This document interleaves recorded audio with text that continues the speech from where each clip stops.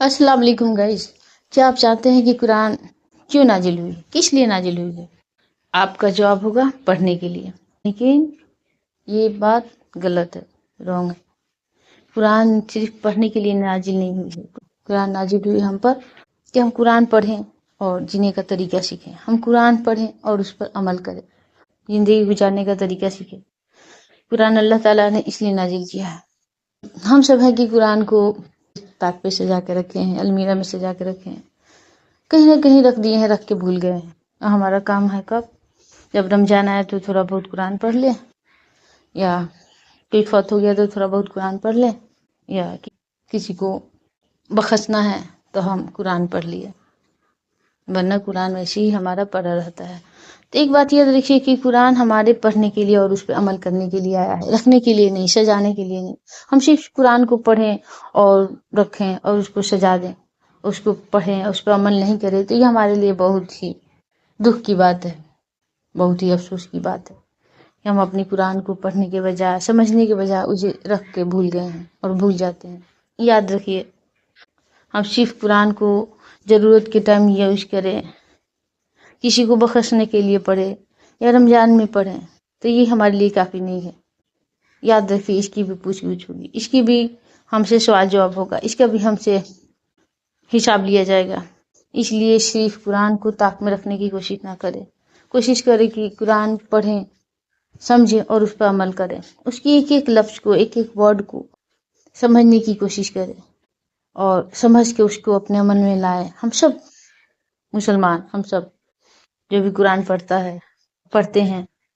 وہ سارے لوگوں سے میری یہی گزارش ہوگی کہ ہم سب اس کو پڑھیں، اس کو سمجھیں اور اس پہ عمل کرنے کی کوشش کریں، اور صرف اس کو اپنے گھر کی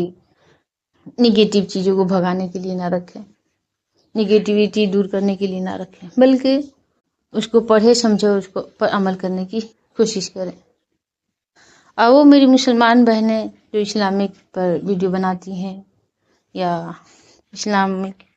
چیزوں پہ ویڈیو بناتی ہیں یا ڈالتی ہیں یا کچھ بھی اسلامک چیزیں ڈالتی ہیں، ان سے بھی میں کہوں گی کہ صرف اسلام کی چیزیں ڈالنا، اس کو ڈال کے لوگوں تک پہنچانا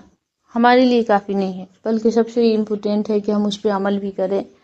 اور دوسروں کو بتائیں۔ کب؟ جب اس کو اپنے عمل میں ڈھالیں، اپنے عمل میں لائیں، اس کے بعد دوسروں کو بتائیں۔ یہ نہیں کہ ہم خود اس پہ عمل نہ کریں اور دوسروں کو بتائیں اور اس کو لوگوں سے شیئر کریں اور خود عمل نہ کریں، تو ہم اس طرح بھی ہم گناہ گار ہو جائیں گے۔ یہ بہت ہی بڑے گناہ کی بات ہے، اس پہ بہت بڑی سخت پکڑ بھی ہو سکتی ہے۔ یہاں بھی ہم سے غلطیاں ہو جا رہی ہیں، یہاں بھی ہم غلطی کر رہے ہیں۔ سب سے ضروری ہے کہ اسلام کے ہر حکم کو پہلے ہم اپنے اوپر اس کو لازم کریں، ہم اس پہ اپنے آپ کو اس میں ڈھالنے کی کوشش کریں، اس عمل کو خود کریں، کیونکہ ہم پہ لازم ہے کہ ہم سارے مسلمان اللہ کے حکم کو فالو کریں، اس پر چلیں، اس کو سن کر نظر انداز کرنا، اس کو نظر انداز کر کے آگے بڑھ جانا، اس کو اگنور کرنا، یہ ہمارے لیے بہت ہی سختی کی بات ہے، بہت ہی ڈرنے والی بات ہے۔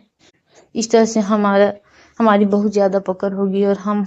گناہ گار ہو جائیں گے، گناہ گار ہو رہے ہیں، ہم گناہ کے دلدل میں دھستے جا رہے ہیں۔ ہم قرآن کو اگنور کریں، حدیث کو اگنور کریں اور اپنی مرضی سے زندگی گزارے، اپنی مرضی سے زندگی جیے، تو یہ بڑے ہی افسوس کی بات ہے ہمارے لیے کہ ہم قرآن کو، سنت کو چھوڑ کے اپنی مرضی کی زندگی جیے، اپنی مرضی کی کرے، اور بعد میں چل کے ہمیں ریگریٹ ہو، بعد میں چل کے ہمیں نقصان ہی نقصان ہو۔ اور دنیا میں بہت ساری چیزیں وہ بھی کرے،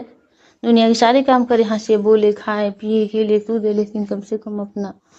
جو اللہ کا فرمان ہے اسے نظر انداز نہ کرے، جو رسول کا فرمان ہے اسے نظر انداز نہ کرے، اسے اگنور نہ کرے، اگنور کر کے اپنا گھر جہنم میں تیار نہ کرے، بلکہ قرآن حدیث کو پڑھے اور اس پر چلنے کی کوشش کرے۔